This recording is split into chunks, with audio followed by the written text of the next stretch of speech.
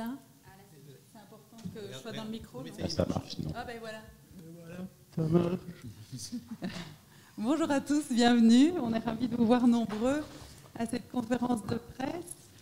Alors, je suis Christelle Hollans, je dirige les éditions Cana, entre autres, et je suis super heureuse de vous retrouver autour de la sortie de cette bande dessinée tant attendue, Goldorak, en tout cas tant attendue pour moi, parce que cette BD, c'est l'aboutissement d'un rêve, vraiment, un rêve de longue date, parce que j'étais devant ma télé en 78, lors du premier épisode, et ça a été un énorme choc pour moi. J'avais 8 ans et j'ai passé tout l'été avec tous les personnages de Goldorak en tête.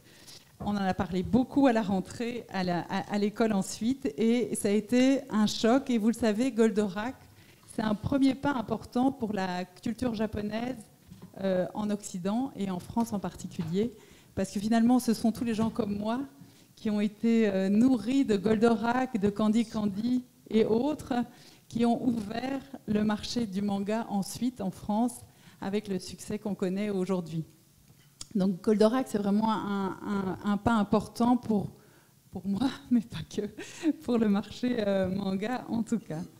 Alors, j'ai eu la chance dans ma carrière, parce que si je suis éditrice de BD et de manga aujourd'hui, c'est aussi suite à ce choc Goldorak. Et j'ai eu la chance de rencontrer Go Nagai. À l'époque, on n'avait aucun projet, évidemment. J'ai écouté le maître avec beaucoup d'attention. J'ai rien dit de toute la soirée, tellement j'étais impressionnée. Mais une idée a commencé à germer à ce moment-là.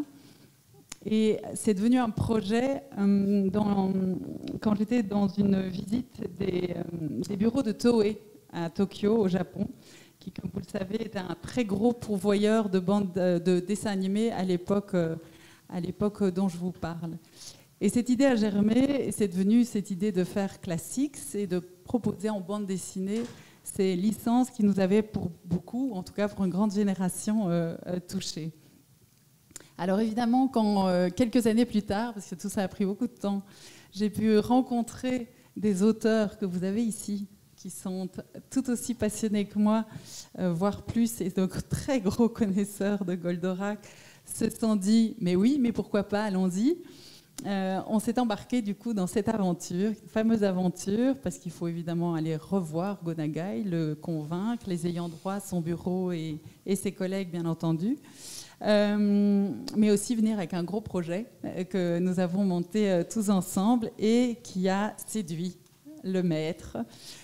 Et ça, c'était déjà un énorme pas et un grand enthousiasme pour tout le monde. Et on s'est donc embarqué, mais les auteurs vous en parleront beaucoup mieux que moi. Ce que je voulais vous dire, c'est que Goldorak, c'est devenu l'emblème de toute une génération. Ça a été une source d'inspiration, et ça l'est toujours pour beaucoup d'artistes. Quelques-uns sont à côté de moi. C'est devenu une icône culturelle qui suscite passion et nostalgie encore maintenant, et on le voit depuis l'annonce. C'est absolument tout le monde nous parle de Goldorak, même mon boulanger qui ne lit pas de bande dessinée, par exemple, ou mon voisin qui n'est pas plus passionné non plus de BD. C'est un vrai phénomène de société. Et il fait partie aujourd'hui de notre patrimoine culturel. Voilà, j'en dirai pas plus, les auteurs parleront de tout ça bien mieux que moi, mais juste un petit mot, je voulais vous remercier de l'accueil de la Maison de la Culture du Japon, nous sommes aujourd'hui, qui nous accueille généreusement et très sympathiquement.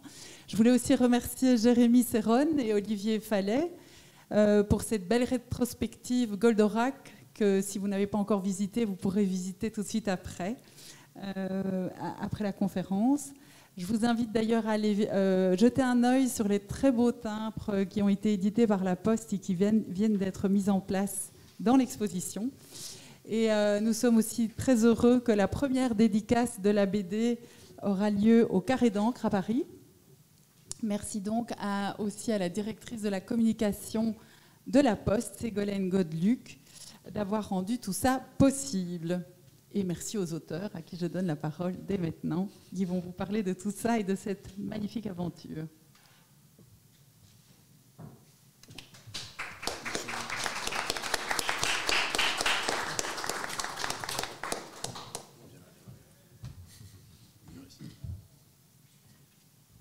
Hop, hop. Et donc, difficile de passer après Christelle, mais moi, ça va, je vais juste poser des questions. Donc, la pression est sur vous. Peut-être qu'on peut remettre un tout petit peu le contexte de Goldorak. Donc, voilà, on remonte un peu dans le temps. Vous êtes à nouveau tous jeunes, vous avez tous encore plus de cheveux que moi. Et c'était gratuit, je sais, désolé, c'est le stress. Et racontez-nous un petit peu, du coup, c'est quoi votre première expérience avec Goldorak? C'était le premier épisode, comment ça s'est passé?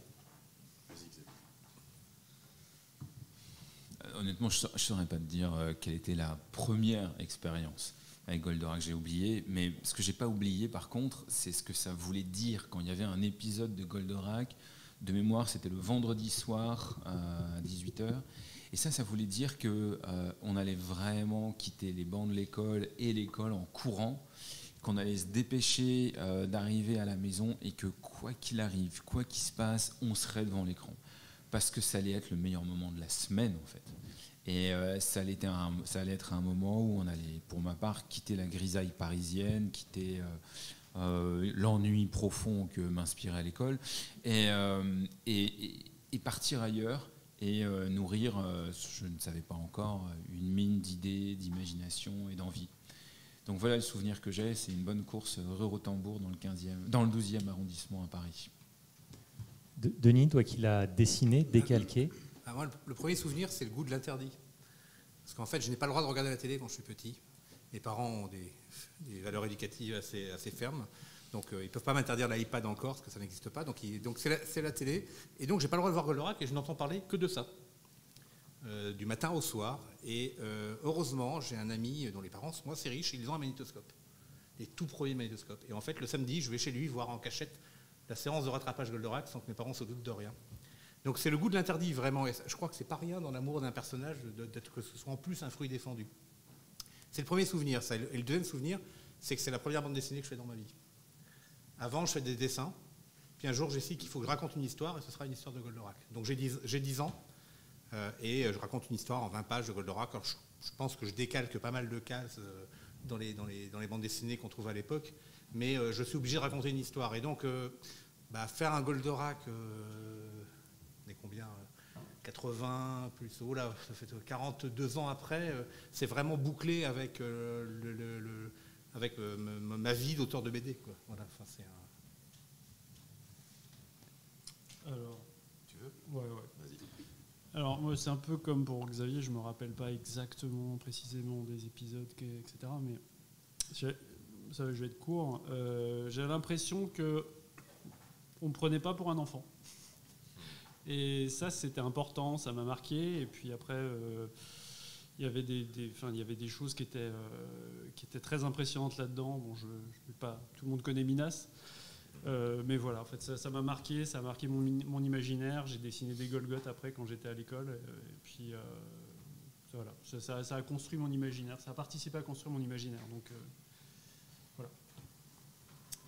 Alors moi, ça a été un peu particulier parce que mes premiers souvenirs de Goldorak, c'est pas le dessin animé parce que je suis un petit peu plus jeune, donc moi je suis de 82. Et ouais, pardon, excusez-moi. Il ne cesse de nous le rappeler. J'aime bien. Et donc moi, mon premier souvenir, c'est le disque. En fait, parce que ma sœur est un peu plus âgée, donc on avait le disque de Noam à la maison. Donc j'avais la musique et j'avais surtout chez une amie de ma grand-mère qui avait le grand robot Shogun avec lequel je jouais. Et je m'inventais des aventures avec ce truc-là. Je ne savais pas ce que c'était. Et je sais que du coup, je vais reprendre ce que disait Yoann. C'est ensuite quand il est repassé à la télévision, c'était, je pense, vraiment un des premiers dessins animés que je regardais où j'avais l'impression de regarder autre chose que Astro le petit robot ou ce genre de choses que j'adore et que j'adorais, mais qui était un petit peu plus sombre. En fait, en effet, j'avais l'impression qu'on me racontait une histoire avec un panel d'émotions que j'avais pas encore eu jusqu'ici. Voilà. Donc Tu avais le disque, mais tu avais la moutarde aussi ou pas? Il y avait les verres à moutarde, on avait vraiment les verres à moutarde, mais c'est le disque, moi vraiment je me souviens de la chanson. 4 millions d'exemplaires, hein. Le générique le plus vendu aujourd'hui encore en France. Exact. Et combien de verres de moutarde? On ne les compte plus. Et moi c'est un petit peu comme Xavier, c'est courir en rentrant de l'école, c'est jeter le cartable, c'est s'installer sur le canapé. Alors pas assis sur le canapé, mais allongé sur le haut du dossier, parce qu'on avait un gros truc comme ça. Je m'allongeais comme ça, et le temps d'un épisode, j'étais pas sur Terre, j'étais parti ailleurs, dans l'imaginaire. Et je pense que c'est ce qui a vraiment fondé complètement mon goût pour la science-fiction en tant qu'auteur. Et effectivement, c'était quelque chose qui nous parlait comme à des adultes et pas comme à un petit enfant. On n'était plus tellement chez les Barbapapa. Donc c'est ce côté adulte, sombre et trame narrative qui pour vous on a fait une œuvre intemporelle qui a marqué l'histoire, qui marche d'ailleurs aujourd'hui encore. Il y a ça, il y a la musique aussi. La musique, le rythme, c'est très rythmé, c'est très vivant. Ça s'appelle Goldorak, mais en fait les personnages sont très importants. Enfin, il se passe plein de choses avec les personnages, ce qu'on a voulu d'ailleurs remettre dans le livre. Il y a plein de choses, même encore maintenant, par rapport à tout ce qui s'est fait depuis, il y a plein de qualités qu'on ne retrouve pas dans tout ce qui se fait d'ailleurs maintenant. Voilà. Pas partout. Ce qui est marrant, c'est que moi j'aime bien aussi comme ça, tu vois, analyser, essayer de comprendre pourquoi ça marche, comment c'est fait, etc. C'est presque une obsessionnel, surtout chez beaucoup de scénaristes. Et en fait, bien sûr, une fois qu'on a dit c'était de super design, c'était très bien monté, c'était très bien cadré, il y avait une musique absolument extraordinaire, de Shunsuke Kikuchi, etc. Bon, oui. Et en fait, à mon avis, sur le papier, Goldorak, ça marche pas. Ça marche pas. Il n'y a rien qui tient dans cette histoire. Je veux dire, pourquoi l'armée elle intervient pas? Pourquoi ils font à chaque fois la même histoire avec les Golgoth? Pourquoi il y a une dame qui habite dans un bonhomme? Mais oui, pourquoi il y a une dame qui habite? Et puis surtout, ils en font des caisses. Je veux dire, dès qu'il y a une scène triste, et vas-y, je t'envoie les violons et les fleurs et tout, la guitare. Et vous savez quoi? L'adulte, donc que je suis, dit ça marche pas. Et ben, il n'empêche que si demain, là tout de suite, même vous me montrez un épisode avec les scènes dont je parle, je vais me mettre à pleurer, je vais y croire et ça va marcher. Et pourquoi ça marche? Et ben dans le fond, malgré toutes ces analyses, j'en ai pas la moindre idée. Mais ça marche. Et à mon avis, l'explication, elle tient dans un mot qu'a un jour prononcé Denis, magie. C'est juste de la magie. Et la magie, comment ça marche? Parce que c'est de la magie. Et de ce point de vue-là, je pense qu'on est tous les 5 d'accord pour dire que c'est une série absolument exceptionnelle, qu'il y a dedans une alchimie unique qui fait qu'elle fait tenir des ingrédients qui normalement ne tiennent pas. Voilà, ça marche. Et précisons qu'on parle de la version qu'on a vue nous, donc la VF. Oui. Qui avait déjà un sacré travail. Qui a un dessin animé franco-japonais en fait, puisqu'il y a vraiment une très bonne qualité de doublage, etc. Il y a une intensité qui passe à travers les voix. Et puis il y a quelques inventions par rapport à la traduction apparemment, mais qui sont toutes bienvenues. Donc voilà, on est sur un petit moment de magie comme ça. Pourquoi ? Mais en fait, moi je trouve qu'on s'en rend compte d'autant plus aujourd'hui parce qu'avec, par exemple, ne serait-ce qu'en manga, avec l'offre qu'on a, on se rend compte que finalement une vraie aventure, je vais prendre Naruto par exemple pour faire quelque chose de très actuel. Naruto c'est pareil, on a des moments qui sont tristes, on a des moments qui sont drôles, on a des personnages qui sont pas manichéens, on a des personnages qui sont droits, enfin voilà. Et Goldorak, c'était déjà tout ça, sauf que c'était il y a 40 ans en arrière, en fait. Et c'est ce qui fait, je pense, aujourd'hui, que c'est quelque chose qui n'a absolument pas vieilli pour tous ces éléments-là. C'est qu'on nous raconte une vraie aventure et qu'on ne nous prend pas par la main en disant « Tenez, les enfants, regardez, c'est joli ». Là, on est vraiment face à quelque chose qui nous fait ressentir des émotions.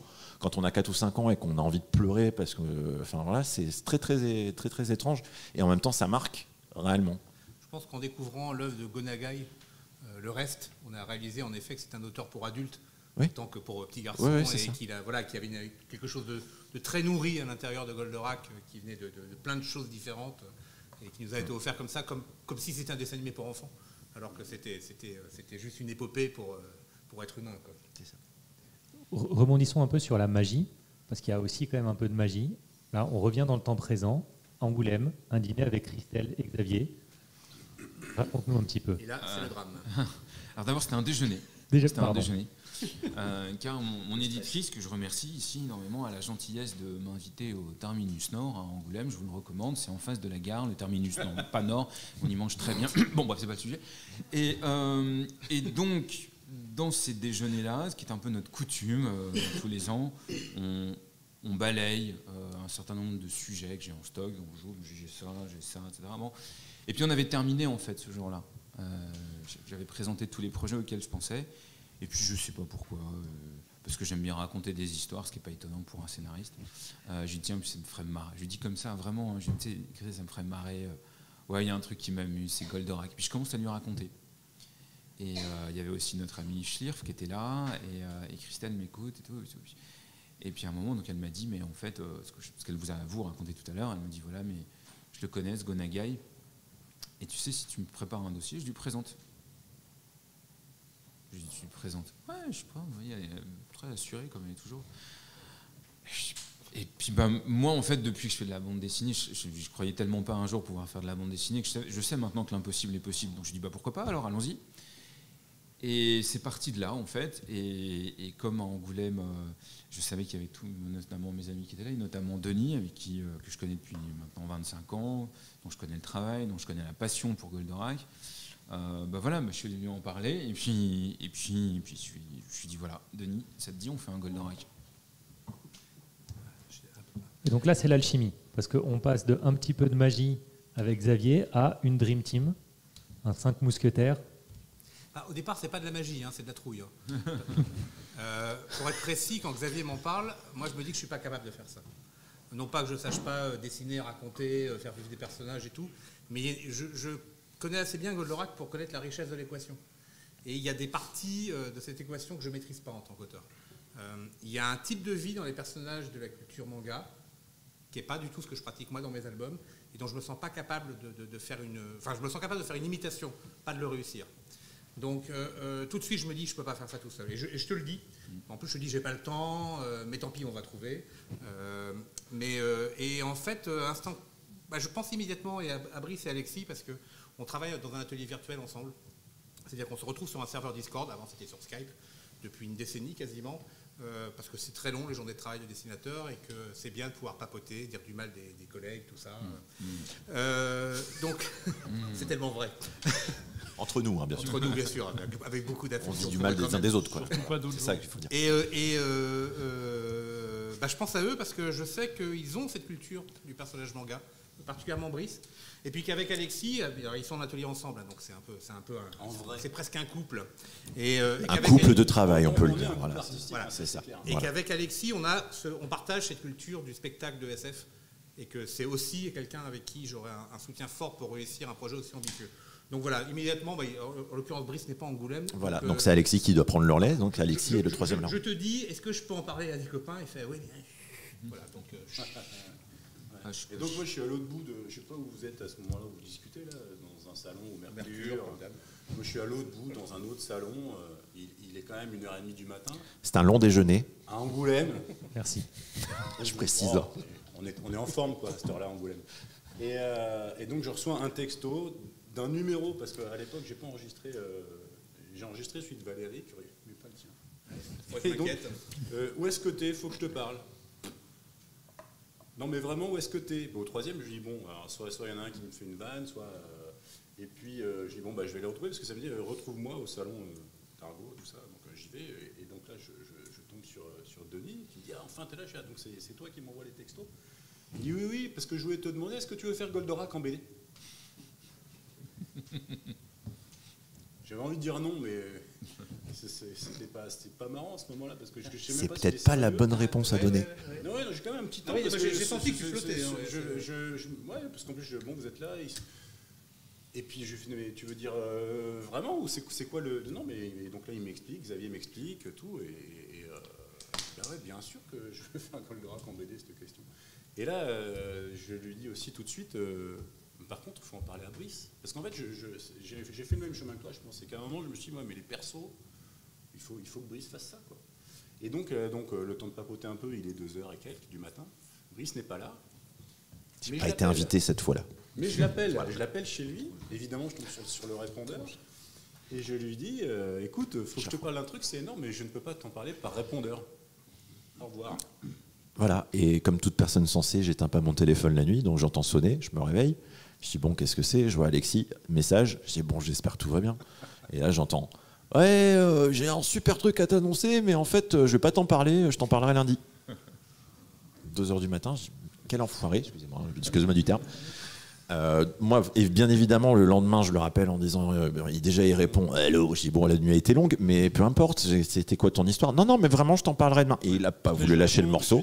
Non, mais j'ai réfléchi, en fait, même par téléphone, faut qu'on se voit, je te dis ça demain. Voilà, il n'a pas lâché le morceau, et donc on est allé le lendemain, à l'époque, quand on travaillait chez lui. Et donc, exactement même topo, voilà, l'idée, est-ce que tu veux travailler sur Goldorak?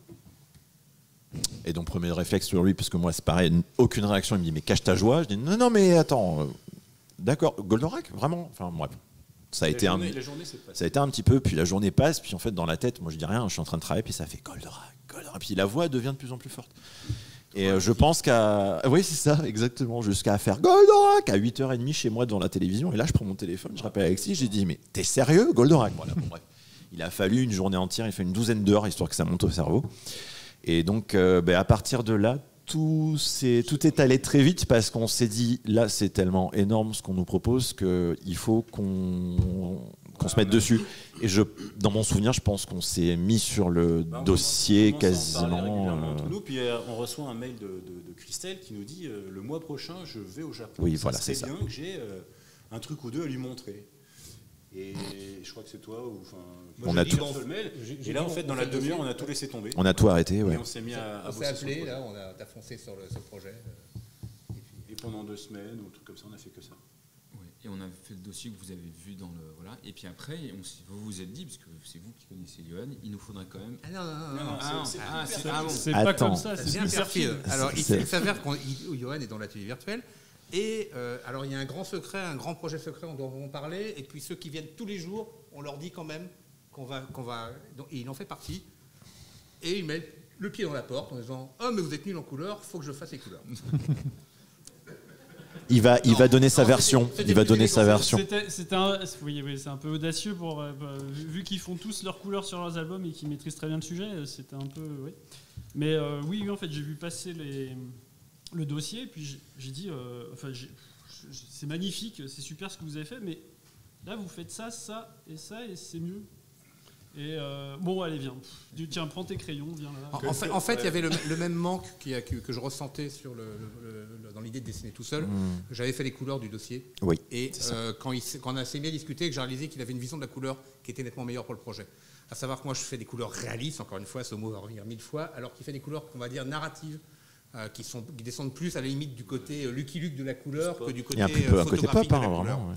Et ce côté pop, ce côté très narratif, rouge, bleu, jaune, c'était quelque chose qu'il fallait pour Goldorak. Et instantanément, en discutant, j'ai compris qu'il était nettement un meilleur homme pour l'opération. Comme a dit Johan une fois, on l'a cru, on l'a subi. Et donc je lui ai refilé le steak et après je l'ai bien embêté pendant les années qu'on suivit. Ouais.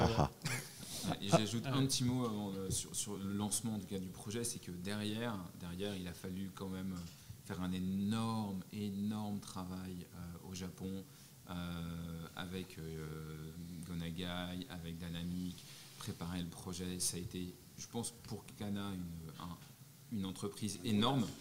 Et donc, le sixième auteur qui était là, qui était le premier hiérarchique, enfin, en tout cas chronologiquement, a travaillé. Et c'est là où il a fallu qu'on travaille tous les 6, c'est-à-dire 5 auteurs, voilà, et plus l'éditeur pour lancer le projet. Il s'avère, pour vous donner une idée, on a fait le dossier, donc je pense en 1 mois. Il a été traduit rapidement chez Kana, très rapidement. Et on l'a remaquetté en japonais. Donc, il est parti avec. Et on a eu une réponse en 15 jours, je crois. Voilà, ce qui est incroyable. Surtout pour le Japon. Surtout pour le Japon, oui, avec un oui de principe. Et puis après, il y a eu 1 an de négociation de contrat. Parce que alors ce oui, en 15 jours, il nous a rassurés. On s'est dit, OK, le projet, en fait, il est là-bas, ça en fait, on devait faire ça comme ça. Le souvenir que j'en ai, c'est parce qu'on savait, quand on s'est parti au Japon, on s'est dit, bon, on sait que ça peut être compliqué. Ne serait-ce qu'on s'est dit, nous, on était déjà super contents d'avoir fait le dossier. On avait déjà gagné. En fait, on s'est dit, on vient de préparer un dossier sur Goldorak qu'on présente à Gonagai. On dit, ne serait-ce que qu'on ait fait ça, on est content de l'avoir fait, ça sera cool. Et prendre un nom de Gonagai, ça aurait été classe, quoi. Ouais, mais non, mais c'était déjà, avoir la chance d'envoyer un dossier à Gonagai, il le regarde. On avait ouvert la porte, elle soit ferme, tant pis, mais on a essayé. Ouais, on était tellement contents de jouer à ça déjà. Mais À ce moment-là, Manque de bol, il a dit oui. Hein. Voilà. il dit oui. Vous n'êtes pas nombreux à avoir ce secret, donc les 6 impliqués directement et les quelques familiers de ce serveur Discord dont je vous demanderai l'URL tout à l'heure.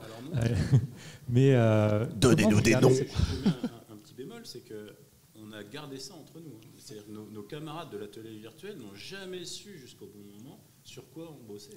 Comment vous gardez un secret pareil aussi longtemps? On ferme la bouche le plus longtemps En fait, possible. ils ont tous échoué puisque je l'ai appris. Ah non, Voilà. Toi, on avait déjà une idée derrière la tête pour toi, hein. Faut être clair. J'ai toujours pas compris. moi j'avoue que personnellement ça a été une fierté d'annoncer quand même à mes parents. Parce que voilà, je veux dire, Goldorak était déjà dans la maison avant moi, donc j'étais quand même assez fier de leur dire. Je me suis dit, surtout vous le dites à personne, en même temps à qui ils vont le dire, parce que bon, voilà, c'est les gens, leurs amis ne vont pas sur les réseaux sociaux pour basculer des scuds et des exclus. Mais voilà, ça, moi j'étais super content. Donc, j'avoue qu'à mes proches, j'ai pas caché le secret. Moi j'ai été faible dès le départ. Il s'avère qu'on a gardé le secret très longtemps, à la fois sur le fait qu'on le faisait, puis après, sur les planches qu'on a produites. Et il y a une raison qui tient à la manière dont on envisage le projet depuis le départ. C'est-à-dire qu'on envisage un projet en couleur fini. Et on ne voulait pas que les gens découvrent le projet autrement que comme ça. Parce que c'est pas un truc noir et blanc mis en couleur. C'est le noir et blanc, c'est un processus vers la couleur Si à la on fin. avait montré des pages noir et blanc avant de montrer les pages en couleur, les gens auraient projeté. Ils auraient projeté quelque chose sur ça et on voulait éviter ça. On savait qu'il y avait énormément d'attentes sur ce projet-là. On l'a compris tout de suite à la seconde où on s'est engagé. Et donc on en a parlé avec Cana et on s'est dit voilà, on bloque tout au maximum. On n'en parle pas à nos amis, on n'en parle pas à nos familles. On ne montre aucune planche aux amis. Parce qu'autrement, on oblige les gens à gérer le secret avec nous. C'est jamais une bonne idée. Moi, j'en ai même pas parlé à mes parents pendant super longtemps. C'est lui le grand gagnant. Et lui, il a vraiment rien dit. Oui, il croyait que c'était interdit. Par contre, c'est vrai que sur le fait de montrer aucun visuel, on a vraiment tenu bon jusqu'au bout. Et ça a été compliqué. Ça a été compliqué. Pardon ? Ce qui se passe avec mon épouse reste avec mon épouse. Non. Quel beau moyen d'éluder la question. Non, mais bien sûr qu'elle a vu, mais on est tous presque tout premier cercle. C'est la sphère privée. Ouais, vraiment, c'est vraiment. What happens in Bayeux stays Ouais, in c'est Bayeux. C'est vrai qu'il y a eu une période qui moi en tout cas m'a paru vachement longue de frustration de ne pas pouvoir partager. Parce qu'en plus, ce genre d'entreprise, ça tient pas à grand chose, quoi. Ça peut vite basculer, même une fois que c'est lancé et tout, on ne sait jamais ce qui peut se passer. Et c'est vrai que de ne pas pouvoir partager ce bonheur, cette fierté de se dire putain, je fais mon Goldorak. Pour vous donner une idée, pendant 3 ans, on quittait le serveur Discord sur lequel on discute pour aller sur un autre petit serveur on a créé un autre à qui part, s'appelait Euphor. Et dans lequel on allait discuter et montrer l'avancement du travail parce qu'on ne voulait pas. Et nos copains d'atelier ont été super fair-play là-dessus parce qu'ils ont été super cool. Ils nous ont pas. Oui, on on est entendait allé quand sur même parler. Oui, on est allé sur Euphor. Plein de fois. Voilà, Plein de fois. on était sur Euphor. Et là, Euphor est vide et on va devoir le fermer. C'est ça. Oh non. Reparlons un peu de l'album du coup maintenant. Donc vous êtes là, Goldorak. Goldorak, c'est tous vos souvenirs, c'est une enfance, c'est plein de choses. Comment vous décidez de situer l'histoire à la fin de Goldorak après et pas de faire un épisode entre En fait, ça se décide pas. Ça arrive. C'est-à-dire, je reviens à ce déjeuner au terminus. Je me suis pas dit alors stratégiquement, faut-il le placer ? Non, j'avais envie de ça. Je me suis dit, donc d'abord, ça se décide pas, c'est une envie. Ensuite, quand on y réfléchit un tout petit peu, on se dit, il y a une logique derrière ça. La logique, c'est déjà de se dire, à partir du moment où on est tous fans de Goldorak, où on aime, on n'a pas envie de toucher à ce qui a déjà été fait. Il y a une sorte de temple, on n'y touche pas. On le respecte parce qu'on l'aime, tout simplement. Et une fois qu'on s'est dit ça, on s'est dit, ok, mais qu'est-ce qu'on va avoir à raconter dessus ? Sur quoi on est pertinent, nous ? Qu'est-ce qui nous touche, qu'est-ce qui correspond à peu près aux messages, aux histoires qu'on a envie de raconter. Et là, pas besoin d'être en clair pour comprendre qu'on est comme nos personnages, c'est-à-dire qu'on a tous... alors certains sont plus jeunes, comme l'a bien fait remarquer Brice Cossu à droite, mais bon, globalement, voilà, on a entre 40 et 50, on arrive à un moment de notre vie, on regarde un peu dans le rétroviseur aussi, on regarde ce qui s'est passé avant, les moments de plaisir, les moments nostalgiques. Et en fait, ce qu'on regrette, les regrets, les remords, les espoirs déçus, etc. Et en fait, on s'est dit, mais oui, naturellement, en fait, le cerveau tout seul dit, bah oui, mais c'est ça qu'il faut que tu racontes. c'est 10 ans plus tard, enfin 10 ans, 5, 6, on ne sait pas, peu importe, on s'en fout, on aura compris un moment plus tard. Et donc, à la fois pour des raisons évidentes liées au respect de la série et des raisons liées à des envies et à un parti pris qui correspond à ce qu'on a à faire, on s'est forcément placé dans ce qu'on appelle aujourd'hui une séquelle ou un ultime épisode. C'est-à-dire que pour résumer, ce qu'on a fait, c'est le dernier épisode de Goldorak, mais pour le coup pas fait par des Japonais, mais par des Français. Il s'avère en plus qu'il y a l'absence de Goldorak, c'est une réalité. C'est-à-dire qu'il n'y a pas eu d'épisode depuis les années 70 et on vit sur cette histoire depuis des décennies. Et ça pouvait être qu'un récit qui se passait, qui commençait par l'absence. Parce que c'est ce qu'on ressentait avec le personnage, c'est où est-il, qu'est-il devenu. Et puis vous avez, j'imagine, en partie lu le livre. Voilà, l'absence de Goldorak, c'est le vrai sujet de la première partie. Donc ça s'est vraiment imposé.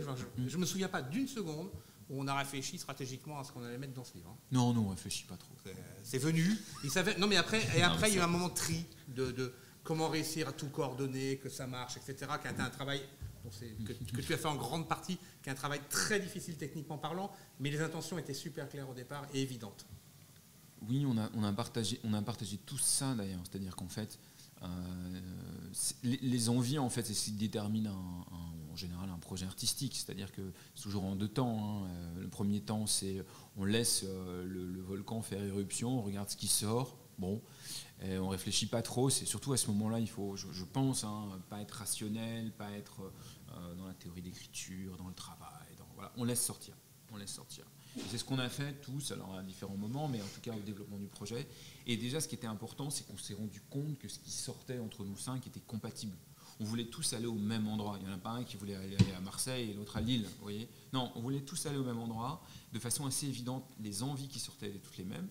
Et puis, comme toujours, là encore, dans un projet artistique, ça peut être un film, une BD, peu importe, arrive normalement un deuxième temps où on se dit, ok, mais on va réfléchir à maintenant essayer de comprendre ce qu'on a sorti, le mettre en ordre, le structurer, lui donner une colonne vertébrale, en fait, lui donner forme. Et c'est là où, pour le coup, je plaisantais, mais évidemment, c'est là où on se met à réfléchir et à travailler littéralement. C'est vraiment quelque chose qui se fait en deux temps, alors qu'ils ne sont pas séparés à partir du jeudi. Hein. Vous comprenez bien, c'est un peu caricatural. Il y a des allers-retours, il y a des moments où ça rejaillit, des moments où on reprend. Mais voilà. Et donc, ces grands choix, ils ont été faits, ouvrez les guillemets, naturellement. Et c'est aussi naturellement, du coup, que les thématiques abordées par l'histoire sont arrivées, ou là aussi, ça s'inscrit dans une logique de quête du sens et respect de ce côté non manichéen. Oui, c'est un peu comme l'idée de faire une séquelle, c'est-à-dire que c'est à la fois lié à la série elle-même et à la fois lié aux auteurs. Lié à la série, parce que je pense que tout le monde va connaître cette série, vous avez bien vu que le début est très manichéen, et puis plus on avance, plus on comprend les motivations des antagonistes, plus on réalise que la réalité n'est pas toujours celle qu'elle a l'air d'être, que les vérités, ce qu'il faut, le bien, le mal sont des notions qui sont de plus en plus perméables, où on place d'un monde blanc-noir à un monde gris. Donc ça, c'est comme on s'inscrit dans une continuité, donc je dirais que c'est pas naturel, c'est marrant de parler de naturel sur un projet artistique, enfin bon, on comprend l'idée d'un processus naturel. Et c'est aussi un travail d'auteur dans la mesure où je pense que alors là au début c'est à l'écriture, donc c'est là où on a beaucoup discuté avec Denis, où nos obsessions naturelles, nos thématiques habituelles ressurgissent, là encore c'est de l'ordre ça en nous, et notamment toutes les questions, on en reparlera peut-être, du rapport à la violence, de la fascination pour elle, pour le spectacle, sont arrivées et forcément se sont retrouvées dans le récit. Et donc, comment vous avez surmonté la peur et la pression que vous avez tous exprimée à travailler sur une œuvre qui nous dépasse tous, Goldorak? J'ai cru comprendre qu'il y a certains storyboards qui ont été refaits un très grand nombre de fois. Comment ça se passe? À quel moment on se dit ok, celle-là c'est bon? Tout le monde est content. Oui, c'est pas une histoire de peur à ce moment-là. Il y en a peut-être eu à des moments, mais c'est une histoire de. On a été 5 collaborateurs. On a donc été 5 créateurs, mais on a été aussi entre nous 5 éditeurs, puisqu'il y en a toujours un pour faire une remarque sur le travail de l'autre. Ouais. Et en fait, tant qu'il y a eu des remarques à faire, on a continué le travail. Alors avec 5, c'était vraiment pas malin en termes de quantité de travail. Mais donc moi, j'ai jamais autant refait de ma vie. mais parce qu'il y avait toujours des bonnes raisons de refaire, et pareil, j'imagine pour vous, c'est pas Oui. Bah, de toute façon, je sais qu'en tout cas, la phase la plus importante en bande dessinée, c'est le storyboard. C'est là où tout se joue, c'est-à-dire qu'il faut que ça marche en termes de narration, il faut que ça marche en termes de dessin, il faut savoir en mettre plein la gueule à des moments, il faut savoir être plus synthétique à d'autres moments. Et donc, c'est vrai que c'est là où il y a eu le plus de versions.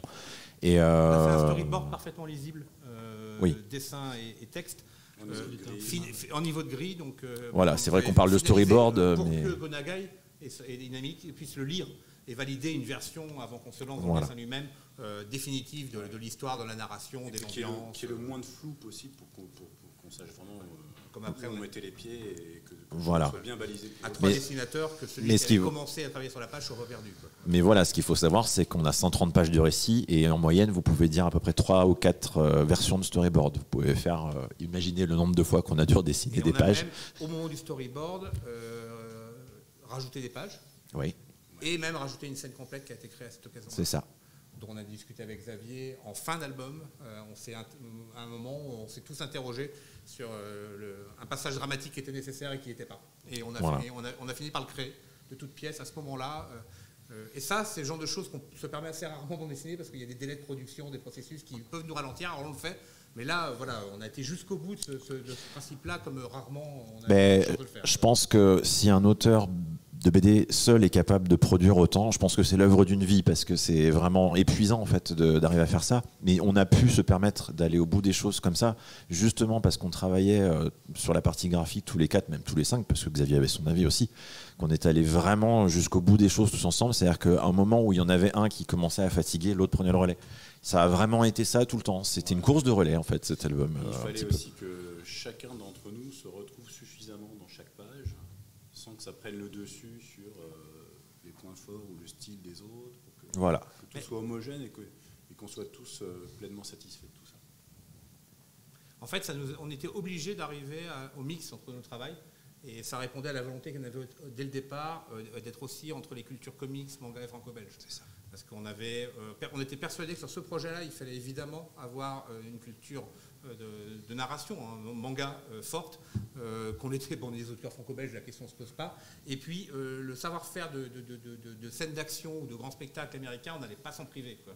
Donc, cette coordination qu'on a eue entre les 3 dessinateurs, puis avec le coloriste, c'était vraiment aussi, quelque part, on fallait qu'on atterrisse sur le résultat, c'était qu'on voulait, qui était bien cette espèce d'hybride entre les 3 narrations des 3 grands pays de BD. Donc vous avez mené cette alchimie entre vous, cette alchimie entre les styles. C'est ça que vous allez garder de ce projet pour le futur. Qu'est-ce que vous repartez avec quoi de cette expérience de travail? Tu viens de le dire en fait. Avant tout, en fait, ce bouquin, on en est très content, mais c'est cette aventure qu'on a vécue tous les 5 et ce travail tous ensemble, réellement. Enfin, moi, c'est ça qui m'a marqué. C'est quelque chose, comme on disait. Je pense qu'on n'a qu'une occasion de faire des bouquins comme ça quand on a l'occasion de travailler sur quelque chose qui nous parle à tous, autant en plus, en termes d'émotion.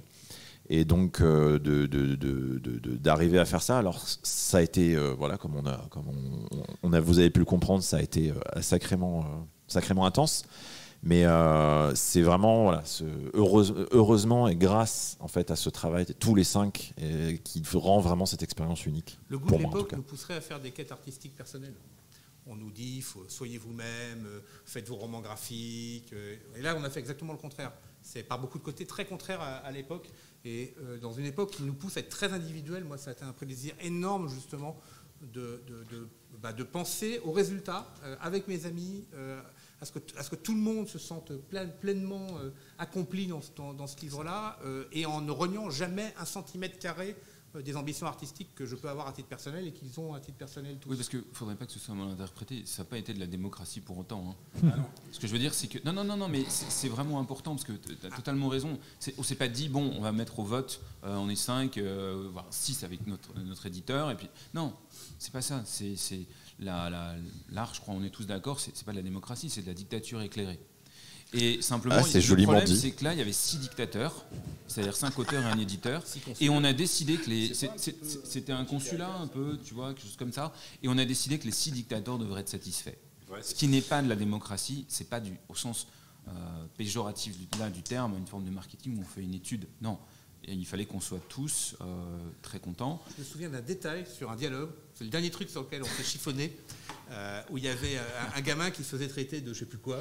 C'est le gamin de Vega qui se fait insulter par Arcane qui le traite de morveux. Ouais, qui traitait de morveux, il voulait pas de morveux. Non, j'aimais pas le mot morveux, je trouvais ça un peu... Et on a fait tout le dictionnaire jusqu'à que tout le monde dise mais voilà, c'est le mot idéal. Et en fait, c'est nettement mieux que le morveux que voilà, mais on a, début. Quoi. Et voilà. en fait, l'idée, c'est voilà, si on a un qui trouve qu'il y a un problème, et ben il y a un problème et on doit le résoudre. Et c'est pas une solution médiane, c'est une solution qui a toujours été meilleure que ce qu'on a remplacé. Ouais. Ça, c'est intéressant. En tout cas, pour moi-même avoir pratiqué en plus la télévision, le dessin animé, etc., je vous assure que bien comprendre que le processus artistique, c'est pas la démocratie, ça fait vraiment du bien. Et autre chose qui a été apporté, je pense, et qui sera un souvenir pour moi de Goldorak, c'est effectivement l'idée que c'est une licence qui fédère. C'est-à-dire que non seulement il a fédéré 5 auteurs, je pense qu'on peut dire qu'il a fédéré tous les gens de notre maison d'édition qui ont dû bosser comme des dingues parce qu'ils ont aussi été confrontés à des tas de problèmes hyper complexes. Et pourtant, on a senti à chaque fois qu'il y avait cet enthousiasme-là. On a eu aujourd'hui quelques lecteurs, il y en a qui sont là aujourd'hui, et on a senti que, là, je ne parle même pas de notre travail en fait, je parle de la licence de ce personnage, que ça fédérait encore. Et moi, ce que je retiendrais, d'abord, c'est ça, c'est cette capacité à fédérer cette licence. Et puis, l'énergie incroyable qu'on peut trouver à revenir à des plaisirs d'enfance, à y revenir de façon lucide, bien sûr. Il ne suffit pas d'y revenir de façon, on va dire, un peu sucre d'orge ou naïve, mais de le reconnaître, cet enfant qu'on a là, de lui accorder un petit peu de temps et de voir à quel point l'énergie de cet enfant, il fait du bien à l'adulte, qui peut ensuite se servir de ça pour aller ailleurs. On peut rien dire derrière ça, on est c'est fini. Bon, d'accord. Et il a tendance à faire des répliques où on ne peut rien dire après. Mais vous avez pu jauger de l'appréciation de cette licence en plusieurs étapes. Premièrement, quand vous avez teasé le projet à Angoulême, encore, décidément Angoulême, place forte de Goldorak. Et ensuite, lors du lancement des précommandes de la version collector, dont on ignorait tout. Est-ce que vous pouvez nous raconter ce que ça vous a fait à chacun de ces marqueurs? Moi, je peux vous raconter que pour le coup, je me suis occupé de la maquette du coffret collector. Là. Et ce qui était assez dingue, c'est que le jour où je me suis dit, bon, cet après-midi, ce matin, je montre à Denis, parce que bon, évidemment, Brice avait vu des trucs, comme on est ensemble. Et je vais montrer à Denis, on va peaufiner, voir déjà si ça plaît à tout le monde, tout ça. Et puis, cet après-midi, je vais envoyer à Cana en espérant que ça leur plaise aussi. Et en fait, on n'a pas eu le temps de faire tout ça. Que nous-mêmes, on ne savait pas ce qu'on allait mettre comme bonus dans le bouquin. On avait juste le design de la maquette du coffret, on n'avait même pas fait la couve. Il y avait que le coffret. Que les précommandes avaient été ouvertes le matin même sur Internet, que ça a été épuisé dans la matinée, que l'après-midi, c'était la folie partout. Et on se faisait engueuler sur les réseaux sociaux sur un livre qui n'existait pas. On se fait engueuler parce qu'il n'y avait plus de trucs, alors que Cana, c'est même pas à quoi ça ressemble. Ouais. Et là, on s'est regardé avec Brice, ainsi... Je pense qu'il n'y avait même pas encore la référence du bouquin, moi, c'est ça qui... Puis à ce moment-là, il y a quelque chose qui se passe. C'est quand on était monté sur Paris, quand on était venu là, et on n'avait pas compris ce qui s'était passé. Et à ce moment-là, il me restait encore 60 pages à faire. Je me suis demandé, mais s'il est déjà vendu le livre, ça sert à rien de le finir, quoi. C'est bon. Vendre un livre qui n'est pas fini, oui, c'est ça, c'est pas mal. Réglé. Il gagne du temps. Cana nous annonçait que les commandes libraires étaient en train de monter sur l'édition normale, etc. C'est très bizarre d'être en train de terminer un livre dont les enjeux commerciaux par d'un côté paraissent déjà joués. Ouais. C'était très d'autant que ça ne nous appartient pas. Les libraires sur les réseaux avaient eux-mêmes fait un montage 3D d'un coffret à partir de cette couverture-là qui n'était pas du tout le truc du collector. Donc en plus les gens qui voyaient ça, alors ils avaient beau marquer provisoire, non validé, ou tout ça, mais les gens ils voient un truc, c'est normal, ils se disent bon bah ça va être ça. Bah là non, ça c'était. Ce jour-là c'était vraiment particulier. Hein. On se dit donc on a mis les pieds. Pour revenir à la peur, moi la peur j'ai eu à la fin. Ouais. Et on a toujours un peu peur, je dirais. C'est même pas totalement fini. Il va falloir quelques semaines pour. Personnellement, je dors pas très bien depuis un moment. Hein. Parce que, alors c'est pas le cas pour tout le monde, mais parce que on a fait le bouclage final avec Johan tous les deux. Donc je parle de bouclage tous les deux parce qu'on a été le dernier train avec la couleur. Et moi, le jour où j'ai arrêté, je me suis dit, on a peut-être complètement loupé notre coup. On a bossé comme des cinglés sur un axe parce qu'on y a cru, parce que c'était comme ça. Et professionnellement parlant, on vient de faire un boulot formidable. mais les gens vont peut-être pas du tout aimer la direction qu'on a prise. C'est le manque de sommeil, ça. Voilà. Et non, mais c'est le moment où on se dit, voilà, on s'est fait confiance en tant qu'amoureux du personnage, voilà. Et puis peut-être qu'en fait, on est les seuls à le voir comme ça en France. Ouais, et moi, j'ai pas dormi tant qu'il n'y a pas eu les premiers lecteurs qui nous ont dit. On a quand même bossé sur un personnage qui appartient à tout le monde, en fait. Quoi. C'est pas à nous, quoi. C'est au contraire, c'est tous projetés là-dedans. C'est le seul truc qui a fait 100% d'audimat à l'époque.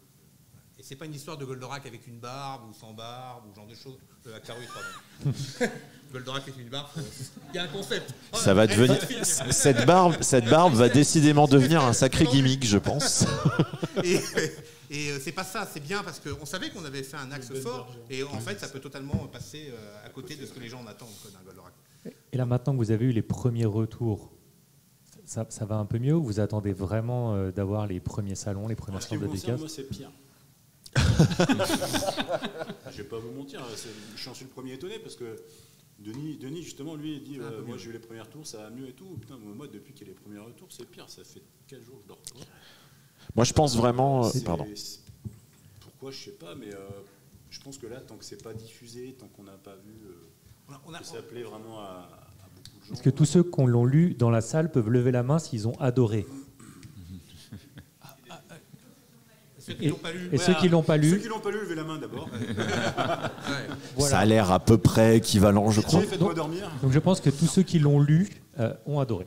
On a trois lecteurs en face de nous, pour faire des catégories rapides.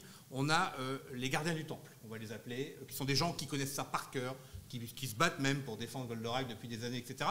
Donc là, il y a une angoisse avec ces gens-là, parce qu'on sait qu'ils vont, sans même se forcer, ils vont scruter chaque détail, repérer chaque erreur, chaque contresens qu'on pourrait faire, etc. Mais à la limite, c'est pas ceux qui nous inquiétaient le plus, parce que on les décevrait, ce serait vraiment triste, parce que ça voudrait dire qu'on n'a pas été aussi loin qu'on espérait sur ce terrain-là. Mais nous, ce qu'on visait, c'était le grand public, les enfants qui avaient acheté le disque de Noam, justement. Et puis, il y a un truc que le deuxième lecteur, et puis alors le troisième, c'est les gens qui n'ont jamais regardé Goldorak. Et là, il y a un enjeu qu'on a décidé de laisser de côté, au sens où on s'est dit, tant pis si ça n'accroche pas, mais on a fait tout notre possible pour qu'ils puissent rentrer dedans, quand même. Denis, j'ai une excellente nouvelle pour toi. Ma belle-mère a aimé.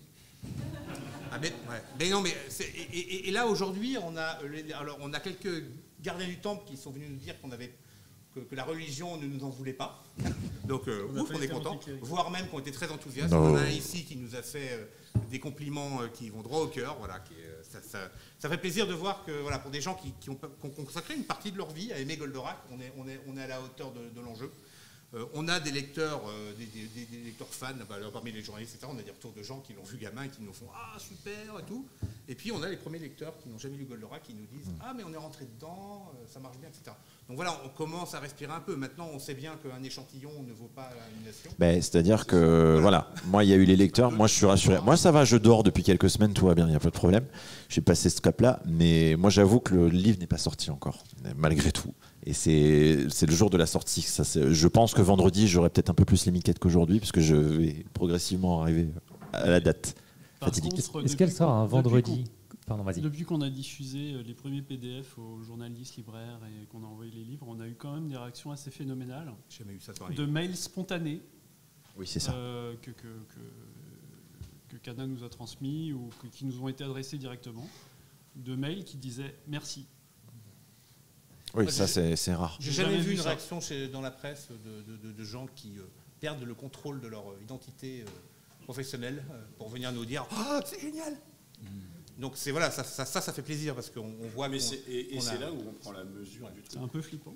Voilà, mais maintenant, c'est dans les mains des divinités. On verra bien. Hein. Donc, la BD sort un vendredi, comme l'épisode à l'époque. Est-ce que c'est fait exprès ou c'est juste un heureux hasard? Cana, est-ce que c'est fait exprès? Évidemment, c'est une démarche totalement. Bien Oui, sûr, évidemment. Tous les vendredis. Évidemment. Tout est pensé. Évidemment. Il faut dire évidemment à ce moment-là. C'était coordonné avec les À la même heure, d'ailleurs. T'as vu, ils ont pris la même heure. Pareil, l'exposition Même ici, jour, même le année. timbre, tout ça, c'était prévu. Ça fait 10 ans qu'il y a un plan secret pour ramener Goldorak. Non, il y a des coïncidences sans arrêt sur ce livre. Coïncidence? Je ne crois pas. On appelle ça la magie, on avait dit. C'est ça. C'est un moment. Je pense qu'il c'était peut-être l'heure, tout bêtement pour Goldorak, parce qu'en fait, le feu était toujours là, mais il couvait sous les cendres. Et puis d'un seul coup, on a l'impression qu'il réapparaît à la surface. Ouais, parce qu'après, c'est vrai que ça fait des années qu'il n'y a rien sur Goldorak, donc forcément, on comble un petit trou qui était là. Il y a des publications spécialisées, il y a plein de trucs.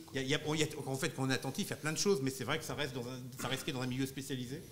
Il y a plein de choses, ouais, mais il y a plein de choses dans le jouet, dans le truc comme ça, mais bon, dessin animé que dalle. Pareil, si on observe son fil Facebook, en fait, il y a toujours des fanarts Goldorak qui passent. Ouais.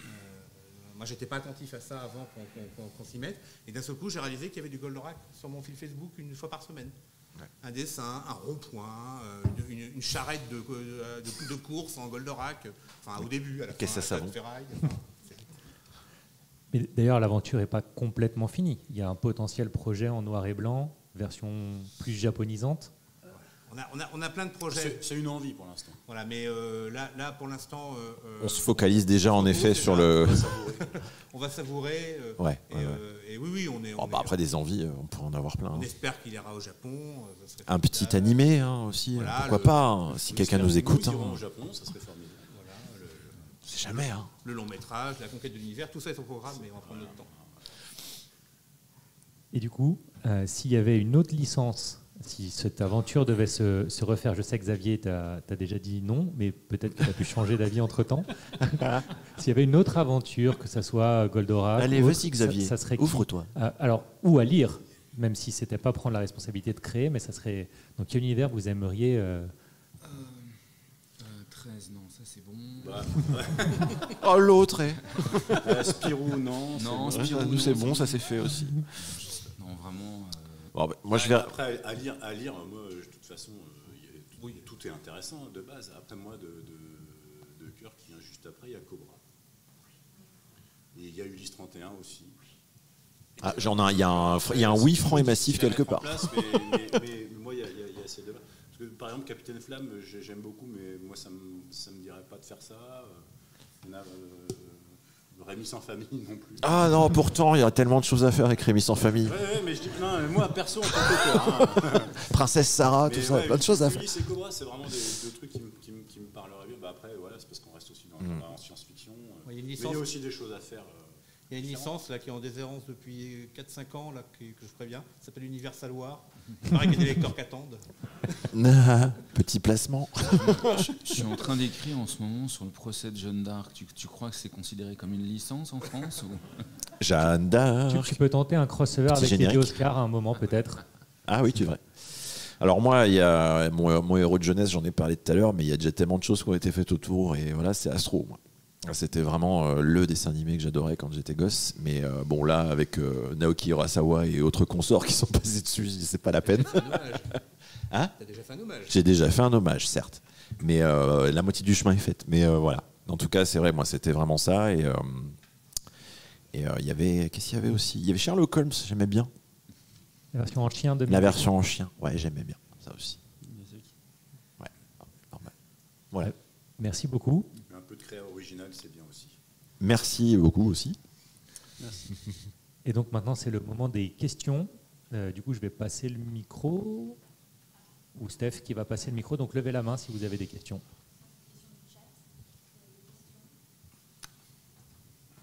Il y a une question. Bonjour, Maxime pour Jeux Actu. J'ai une question par rapport aux origines du projet, notamment avec Go Nagai, parce qu'on sait que Goldorak, c'est quelque chose qui est très français. Au Japon, ça a été un échec. C'est plutôt Mazinger que Grenlinzer. Justement, comment Go Nagai a reçu, quelle a été sa réaction quand il a su que la France s'intéressait à faire une suite à Goldorak ? Christelle, tu peux répondre, toi peut-être non ? Parce que c'est voilà, nous, on a eu les échos en fait. Pardon.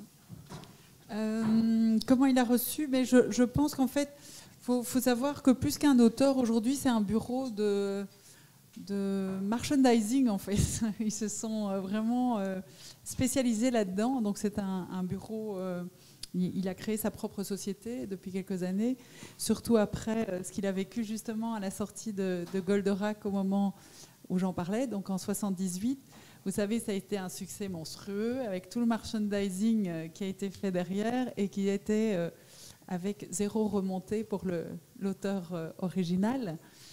qui n'a reçu aucun droit d'auteur en fait à l'époque. Et donc il a constitué ce bureau justement pour pouvoir regarder de plus près ce qui se faisait à l'étranger sur sa licence, sur sa propriété. Et donc comment il a réagi? Plutôt avec beaucoup d'enthousiasme en fait, parce que comme souvent au Japon, ils sont très... pour eux, c'est des artbooks en fait, ce qu'on fait, la bande dessinée. Et donc voir tout ça en couleur, ça les fait rêver en fait. Pour eux, c'est juste magique que ça se vende à autant d'exemplaires.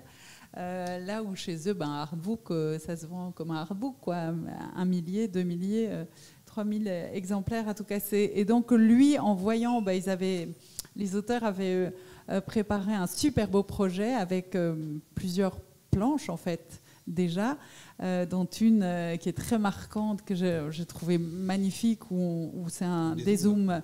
On dézoome depuis le cockpit de Goldorak et on découvre, c'était la première planche du projet. Et l'avant-dernière du livre. Qu'on a réussi à replacer dans l'album. Qu'on a recharté. Et donc, c'est vrai que quand vous présentez un projet comme ça, qui est un hommage en plus à un ouvrage, enfin, eux, ils étaient à la fois très surpris qu'on s'intéresse encore à Goldorak quelque part, 45 ans plus tard, et par ailleurs très séduits en fait par ce qu'on leur montrait. Voilà. On a senti qu'il y avait une confiance sur l'ambition du projet. Oui, absolument. Il n'y a pas eu de questions et comme souvent dans les approbations japonaises qu'on fait au quotidien, c'est quand même très complexe, il faut répondre à beaucoup de choses déjà en amont, mais derrière, on nous demande vraiment beaucoup de détails. Parfois, on se demande un peu pourquoi. Là, pour le coup, il y a eu 0 question derrière, en fait. Et toutes les approbations se sont passées d'une fluidité que je n'ai personnellement jamais vue avec un éditeur japonais. Donc effectivement, une confiance totale sur le respect de l'œuvre. Ça faisait partie de nos inquiétudes au début d'ailleurs, parce que sachant que donc on était plusieurs auteurs, il fallait accorder les plannings. Il y avait les validations à prendre en compte par rapport au délai. Donc on s'était dit, ouais, mais attends, s'il y a un moment, on doit attendre. Et à chaque étape. Comment on avance et tout ça. Et en fait, je sais pas, au maximum, on avait beaucoup parlé.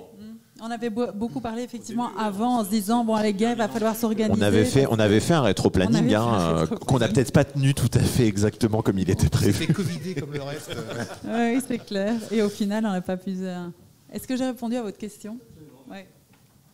Il y avait d'autres questions.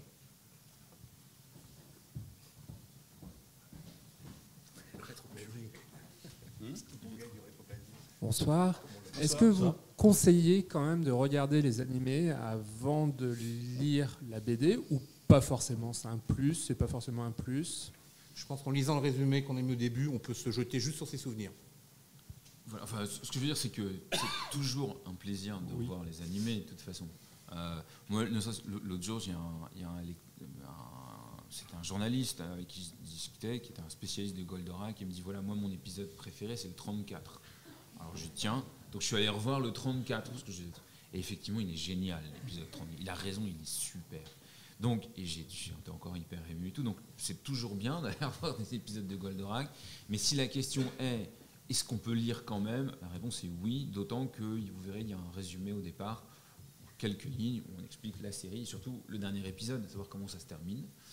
Et donc voilà, on peut le lire. Vérification faite, il est lisible par des gens qui n'ont pas lu qui ne connaissent pas du tout le personnage. Qui connaissent pas du tout. Donc on a dont la belle-mère. Je rappelle que la belle-mère de Xavier a tout compris. Mon père aussi dans le genre, qui après m'avoir dit de pas regarder la télé et Goldorak quand j'étais petit, lit maintenant mes albums de Goldorak. Et du coup, il lui a donné l'autorisation de regarder depuis. Je vais enfin les voir. On va mettre un sticker certifié par ma belle-mère. Moi, ce que j'aimerais bien, c'est que les gens le lisent comme ça, et qu'après, la bonne nouvelle serait qu'ils aillent revoir la série. Ouais. On aurait parfaitement réussi. Quoi. Ça, ce serait super, ouais. D'autres questions? Bonjour, Christophe. Bonjour. Pour la Ribambule. Bonjour. Petite question, parce que moi j'ai grandi avec Goldorak aussi. La fin de l'animé est assez brutale. Est-ce que c'est de là que vient l'idée de faire une suite? Ça semblait évident de faire une suite. vu la fin de l'animé qui est, voilà. Xavier et moi, on a mal vécu le dernier épisode, clairement. Moi aussi. Ouais. Tous ceux qui ont grandi à cette Il est époque-là très beau, aussi. il est magnifique. Pourquoi il s'en va c'est ça. Bah oui, t'as envie de dire, mais pourquoi tu retournes dans ta planète toute pourrie là? Reste là avec tes amis. En fait, c'est vrai d'ailleurs. Reste avec tes amis, reste avec les gens que t'aimes. Reste avec ta famille. Exactement. Ta vraie planète, c'est là où sont les gens que t'aimes, non? Et le dernier épisode est vraiment magnifique. Revoyez-le. Franchement, le départ, il est déchirant. Si vous pleurez pas en voyant ça, c'est que vous avez vraiment un cœur de pierre. Et Alcor qui est furieux, qui veut même pas lui dire au revoir, Ouais. etc. Il peut pas. Voilà, Il peut pas. C'est nous, tellement quoi. c'est dur pour lui. Il peut pas être là au moment. C'est nous, on veut pas voir cet épisode. On va rester digne, Denis. Oui. Mais oui, il y avait envie de rebondir là-dessus. Ouais. Bah, comme l'a très bien résumé Denis tout à l'heure, il est plus là depuis 30 ans, 30-40 ans, ça dépend quand on regarde la dernière diffusion, mais on avait vraiment La envie qu'il diffusion, revienne. c'est le mois dernier. Je réalise qu'on en veut tellement à l'effort de l'avoir récupéré qu'on a quand même, on s'est un peu vengé dans le bouquin. Tu suis pas de marque. Mais on est cohérent par rapport à cette fin. Par contre, vous verrez, Oui. Ce qui n'était pas simple, parmi les 1001 contraintes qu'on avait à l'écriture, il y avait notamment être cohérent avec l'épisode 74. Il a fallu... Alors, il faut réaliser qu'il y avait une wishlist. Une fois, les intentions d'histoire étaient très claires et à un moment, on en a parlé entre nous. J'ai noté tout ce qu'il voulait dessiner. Oui, parce qu'il y a des moments Des clés envies qu'on de ne dessin, pouvait pas, des envies de dessin, puis il y Puis avait des je suis moments clés arrivé qu'on pouvait avec pas ça louper. chez toi, je me souviens, et on a fait la wishlist et elle était longue. Et là, j'ai compris qu'il allait souffrir. Mais heureusement, j'avais sur mon ordinateur tous les MP3 Lego, bien entendu, de Shunsuke Kikuchi, et j'ai pu les mettre en boucle. Donc là, je peux vous dire, la bande originale de Goldorak, je la connais par cœur. Mais c'est, ne serait-ce que d'écouter cette musique, ça vous donne une énergie, une pêche incroyable. Et voilà, ça m'a permis de résoudre l'équation du 8e degré avec tous les éléments de la wishlist.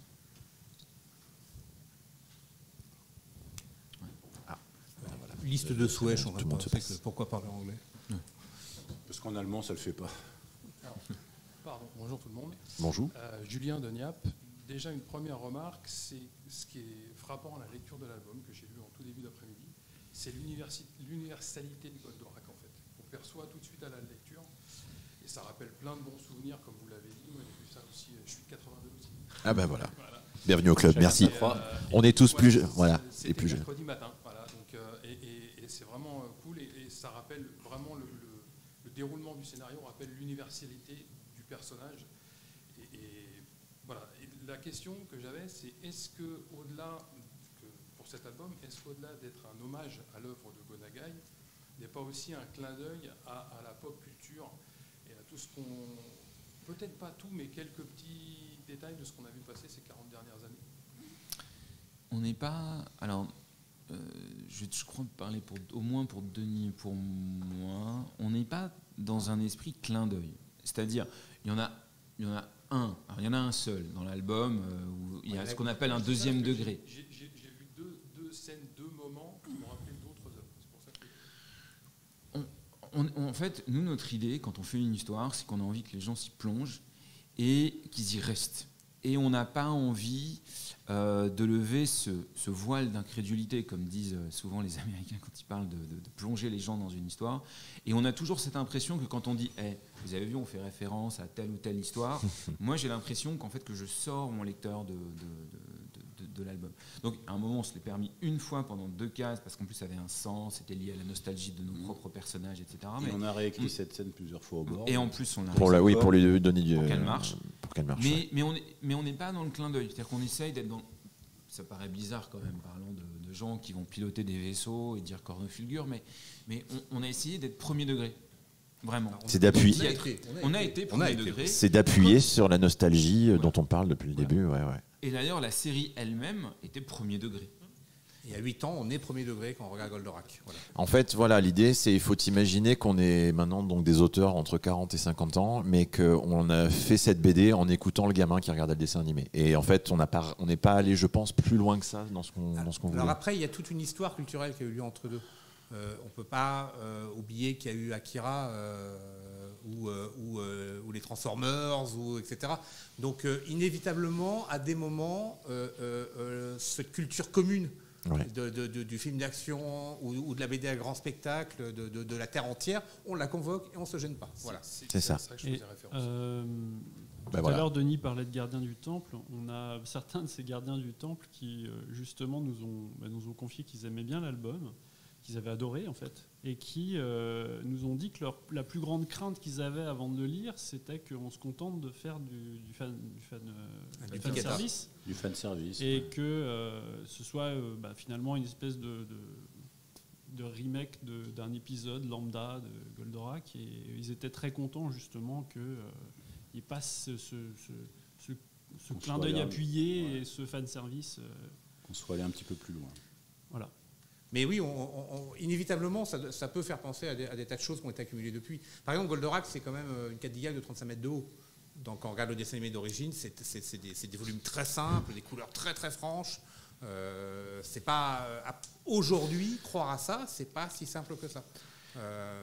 En tant que dessinateur, on a beaucoup parlé de ce qu'avait développé Otomo et tous ces gens-là pour nous faire croire à des machines, etc. Et on a essayé de rajouter cette couleur-là par-dessus, tout en gardant la Cadillac. Ça reste quand même la Cadillac de 35 mètres de haut, mais faire tout notre possible pour qu'on y croit. Et on a fait ça partout. Donc oui, c'est nourri de culture. Oui, mais après, du coup, je pense que ce que tu disais, il est évident que quand on a fait les scènes qui se passent dans Tokyo, on avait les images de destruction d'Akira, par exemple. On a dessiné plein de fenêtres. D'Akira et plein d'autres. Trop de fenêtres. Et plein de formes différentes de fenêtres. À un moment, c'était l'ancienne. Tiens, t'as fait quoi? Google Maps, c'est notre ami. Voilà. Google Earth, plutôt, pardon. Ouais, pareil, mais on est fou. Hein. On a le trajet que fait Akira. Goldorak dans Tokyo, on l'a mis sur Google Maps, réellement. On est allé là. On pourrait tourner quasiment la scène. Bon, à part qu'au moment où on a dessiné tous les immeubles, on a quand même inventé des trucs qui avaient une gueule à des endroits pour que ce soit plus impressionnant. Mais ça passe par des quartiers logiques, en fait. Je vous rassure, il y a 1 ou 2 immeubles qui n'existent pas. Oui, c'est pas impossible, mais qu'il y en ait qui soient un peu. Mais en tout cas, la maison de retraite qui dans le début de l'album, elle existe. L'hôpital existe, même si on a peut-être changé les noms. Du début autour du Parlement, moi je me souviens avoir tourné comme ça, m'être baladé dans les rues pour voir la tête que ça avait et tout. On a une chance aussi énorme aujourd'hui, c'est de pouvoir convoquer tout ça. On a beaucoup visité Tokyo virtuellement, c'était super. On en a parlé à Kana, mais ils étaient pas chauds pour nous envoyer là-bas pour les repérages. Pour vous dire comment ils sont obsessionnels, j'ai découvert que, vous verrez dans l'album, il y a un tracteur à un moment. Ils ont refait la case parce que le tracteur n'était pas officiellement un tracteur japonais. Ils sont allés chercher un tracteur américain importé au Japon. Voilà, ça vous donne un peu l'ambiance. Il y a une tronçonneuse, je n'étais pas d'accord. J'ai regardé l'image de Il y a une case avec une tronçonneuse. Souvent, il y a souvent effectivement des petits détails qu'on perçoit sur des véhicules ou des choses comme ça. Et c'est vrai que c'est rendu avec précision, quoi. C'est cool. Mais il y a la tronçonneuse. Johan nous a fait dessiner la tronçonneuse parce que la lame, ça correspondait pas bien. Ça va pas, la tronçonneuse, le corps est trop gros par rapport à la longueur du fil. Ça ne va pas. Refais-moi ça au dessin, c'est pas possible. On a refait la tronçonneuse. Et ce qu'il faut savoir, c'est que là, on était quasiment à la fin de l'album quand on dit ça. Oui. Mais voilà. Oui, on était. Mais en fait, quand on parlait justement de convoquer le manga, moi, ce qui me marque dans beaucoup de lectures de manga, c'est qu'ils ont une exactitude dans les détails où c'est vraiment poussé très loin. C'est pour ça que, par exemple, quand on fait l'uniforme des pompiers, on va chercher l'uniforme des pompiers. Quand on fait un flashback avec des soldats, on essaie de trouver les bons costumes, mais on essaie de ne pas se tromper. Après, on ne sait pas si on a fait juste... Ça a été visé par un copain qui est pilote de chasse et qui m'a dit que c'était bien les avions. Voilà, donc tout va bien. Après, tu as fait des Mitsubishi M2. Oui. Le tout, c'est que le lecteur y croit, mais c'est vrai qu'on a fait un malin plaisir... un peu masochiste. On a peut-être quelques syndromes de Tourette involontaires comme ça de temps en temps, mais tout va bien. Mais, non, c'est vraiment la question de... On a quelque chose qui est construit dans les années 70, où il faut réaliser, on est dans le monde de Star Trek, etc. Hein, il s'est passé des choses en science et en science-fiction depuis, et on a mis tous les moyens possibles pour ramener ça aujourd'hui. Donc inévitablement, il y a des références aussi à des œuvres qui ont été faites depuis. Oui, parce que c'est vrai que quand on travaillait sur les pages... Mais des références esthétiques. Voilà. Quand on travaillait sur les pages, moi j'avais constamment le Otomo en tête, en se disant à un moment où je rigolais avec les fenêtres, mais c'est vrai, on a dessiné plein, et puis à un moment, quand on ne peut plus, tu te dis, ouais, mais Dans Akira, ils l'ont fait, faut aller jusqu'au bout du truc, quoi. Et après, il y a Ghost in the Shell. Moi, je me rappelle, en termes d'anime, Ghost in the Shell, ça avait été un truc incroyable. Et je me rappelle du reportage où on voit les animateurs qui passent une journée entière à tirer avec les armes dans les blocs de béton pour voir comment on ressent ça sur l'épaule, pour dessiner la bonne gestuelle. C'est aussi un kiff d'aller jusqu'au bout comme ça. Et là, on ne s'est pas privé, mais je ne sais pas si on va le refaire demain. Voir des pensées extraterrestres avant et après Aliens, c'est pas la Comment même un chose. robot de 30 mètres fait l'effet de tomber sur un immeuble? On aurait aimé savoir comment, mais bon. Vous ne pouvez pas faire les tests, c'est ça. Est-ce qu'on a répondu à la question? De façon très exhaustive. Du coup, on va arrêter les questions-réponses. J'en aurai juste une dernière du Twitch. C'est un one-shot, mais est-ce que vous avez pensé à faire un film d'animation tiré de la BD? Nous, non, mais si des gens y pensent, ils appellent Si Canard. quelqu'un est intéressé. Encore une fois. Après, de toute façon, quand tu dessines une BD de Goldorak, à un moment, tu penses forcément à animation. Hein. Donc il y a ce petit fantasme qui est là, et puis ça ferait plaisir à tout le monde, hein, parce que tout le monde aimerait ça. Ça serait un kiff ultime réellement, de se dire... Je crois qu'on a déjà eu des producteurs qui Mais se on sont a déjà présentés eu à la des porte. trucs. Ouais. Il y a des producteurs qui... Mais après, oui, il y a des gens qui se présentent, des gens qui nous en parlent. Après, pour dire les choses très concrètement, dans cette industrie, il faut que vous ayez une audience possible énorme. Or, aujourd'hui, la licence Goldorak est un énorme succès en France, un énorme succès en Italie, un peu en Espagne, très connu dans des pays comme les pays du Maghreb, le Liban, etc. Mais est-ce que pour autant vous montez avec ces pays-là un film de cette envergure? Pas sûr. Bon, mais c'est pas notre sujet aujourd'hui. Je crois que notre sujet aujourd'hui, c'est que la BD vive, que la BD, on l'espère, touche des gens, qu'elle, voilà, je vous en ai parlé longuement, qu'elle arrive à les ramener à quelque chose qui fait du bien. Et la suite, voilà. Merci beaucoup. Merci à tous. Merci à Valentin pour avoir modéré. Merci à tous les auteurs. Et merci à tous. Merci à vous.